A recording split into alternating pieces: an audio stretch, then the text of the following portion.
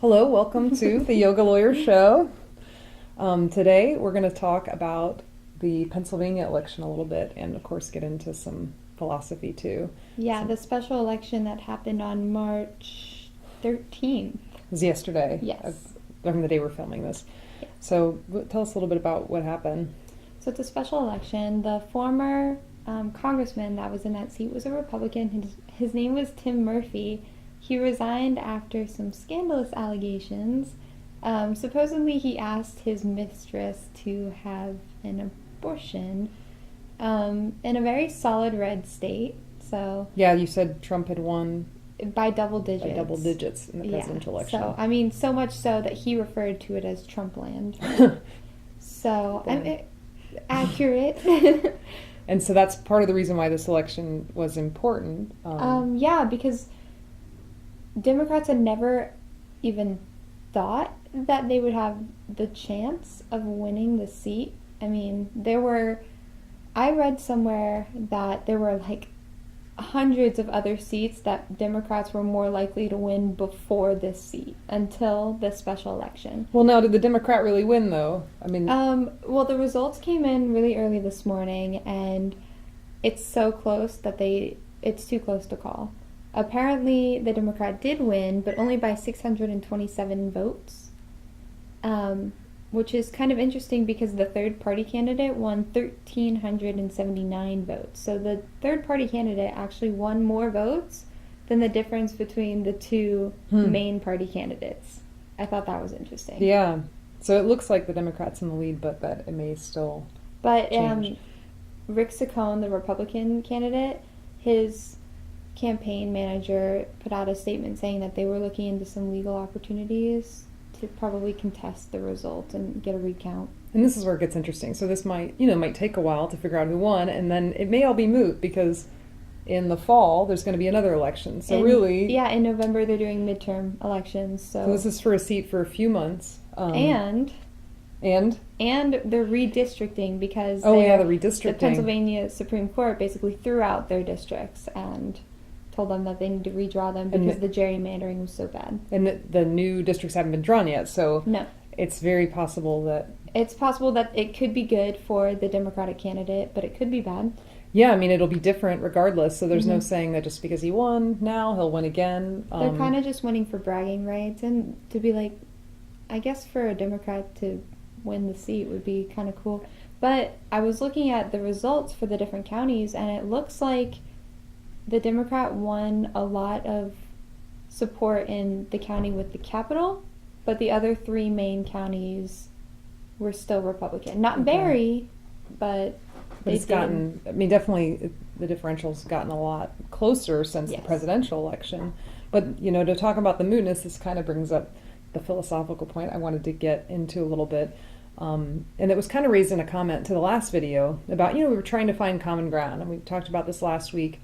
And when I talk about finding common ground, I think of it more like with people that you interact with on a day-to-day basis. Some of them may be registered Democrats or registered Republicans or independent, and yet, you can talk to your neighbor, to the person you work with, to your family members that maybe have a different political party with you, and you can find certain things that are in common. Like last week, we kind of resolved or figured out that, your average gun enthusiast and your average gun control advocate probably actually have a lot of places they agree. In particular, both want for it to be difficult for non-law abiding members of society to get a gun. Like both sides would agree, yeah, we don't want criminals to have guns, and there's other issues too. But it raises the question on a bigger, larger scale where we're dealing with these big political parties that seem so polarized. Can they come together? Because millions and millions, if not billions of money was spent on this election. Like, Joe Biden came in for the Democrats and Mike Pence was there for the Republicans. All for this election. Was Trump there too? Yeah, I think so. I mean, just for this little election that's probably only going to be valid for a couple months. And it was really just for bragging rights. It was this election should have been a blip. It became national news. So it's kind of crazy. It is. And how do we find common ground between the bigger parties, and can we, when they're kind of set up as machines that are sort of meant to be opposing? I mean, I don't know that the big extreme parties could exist without each other and without holding don't think diametrically opposed views. So it kind of brings us into this issue of, the whole party system is sort of, the two-party system definitely has its flaws. And, you mentioned the independent candidate, or not even independent, libertarian candidate had some votes. Had some more votes than normal. And it led me to be, I don't know, I'm suspicious that maybe some of the people who voted for the third party candidate are those people who are solid Republican supporters but didn't agree with maybe the way the Republican Party is going or the former Republican congressman, but they still don't want to vote Democrat. Like so they would rather, but. Yeah, anything but a Democrat. And that kind of brings up your point, like, okay, but could a Democrat represent a Republican and them find common ground? Well, we used to have more of that. Now it just seems like we're so diametrically opposed on issues. The two parties are so opposed, and it's like, yeah, if you don't choose this way, well, then you're this way. Yeah, so. And then there's some sort of camaraderie that comes from kind of putting the other side down. Like I have friends on both political leanings, like on my Facebook page, and I see the conservatives posting kind of anti-liberal memes and vice versa, and it's like, wow. But I feel like that there's hope there, like with average folks, but I'm not as hopeful on the big spectrum between the big parties, although I think maybe the way to change the big parties starts on the local level by just getting along with, your relatives, friends, your friends, because we interact daily with people we disagree with, but that we like, even that we love, and we're okay. So, yeah. For instance, Matt, we take his seat every time we film. Kick him out of the room. Yeah, we do. I came in to scan some things for you, and we were just talking. He was asking me how I was doing, and I told him about how I had that conversation with my dad, and I don't know how it came up, but I ended up asking him, like, oh, did you vote for the president? I know this is like old news, but he was like, yeah. And I was like, so who'd you vote for? And he was like, do you really want to know? Well, yeah, maybe we shouldn't say it. And I was like, because this is sort of personal, but yeah, I was like, okay, it is taboo to like ask somebody who they vote for, but I'm always curious. And we'll know. To say it on YouTube might not be the best idea. The point of my story is that he was kind of gearing up for me to attack him when he gave my answer. He was like, oh, do you really want to know? Oh, yeah, like ready. I was like, on defensive. Like, I was like, yeah, I mean, why would it's not going to change the way I look at you. It's not going to change the way I talk to you. I'm not going to judge you. I mean... Yeah, and that's funny. Even like the inclination to, we shouldn't say it on YouTube is like that same thing. It's like this sort of taboo thing talking about politics. Maybe that's part of the problem. Yeah, that is the problem. That you shouldn't be afraid to give, and I think that's my problem with putting guns in school, is that you shouldn't be afraid to give your opposing opinion. You shouldn't be afraid of being attacked or harassed. You shouldn't automatically go on the defensive. You should be able to have that conversation with somebody where you disagree, but you're not disagreeable. Yeah, you remain exactly. agreeable.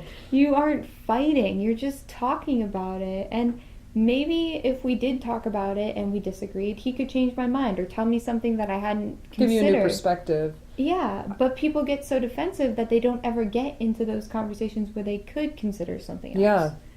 It's partly the way we talk to each other, like you and I were talking about. A lot of it comes from having an attitude of curiosity when you're talking to someone with an opposing view.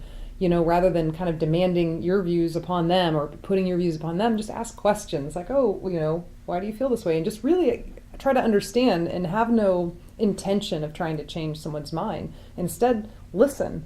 Ask questions. If you want to be listened to, then you should listen. So it kind of works that way. So, and that has backfired on me, particularly with my dad, where he's like, "Why are you interrogating me?" Well, be careful about your attitude. But I'm not interrogating. So what I did in that situation, where I was like, I just don't understand, and I'm trying to understand. So if you don't want to talk about it anymore, we can talk about something else. But I'm gonna keep asking you questions because I don't get it. Yeah, and we should try to have those tough conversations with people on a small level, like our people we see daily at work and at home, and then hopefully that can translate upward because we vote. So if the political parties seem really opposed now, we can vote in new people. We got to stop the machine. But I do think there's hope, and I do think there's ways to find common ground. I think we need to stop this us versus them mentality. Yeah, we talk about that a lot here. And that really is the issue. And part of it comes from when you identify with a political party, you're partly defined in terms of what you're not. If you're conservative, I'm not liberal. If you're liberal, I'm not conservative. If And I'm at the State of the Union and I'm a Democrat and the Republican or the president's a Republican, I don't stand. I don't clap. it's silly. It's like, it's so dumb. rather than defining ourselves that way, let's start to look at each other as humans and not think about, my team versus your team, because that does just sort of breed this mentality of hate. Ultimately is where that comes from, because it's hard to hate someone when you identify with them, but if you think of them as other than you, no, they're different from me, I'm this way, they're that way, then it's a lot easier to feel hatred toward that person. Yeah, so one final thing I wanted to say was, I was talking about this last night. You can accept things, I believe, that you can accept things without supporting them.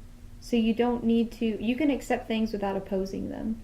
You can accept them without opposing or supporting. I think that when you come to accept it, you can kind of find that common ground. Like, maybe I don't agree with you, maybe I don't understand, or maybe you don't agree with me, but if we accept each other's perspectives, then it'll be easier for us to find common ground. Yeah.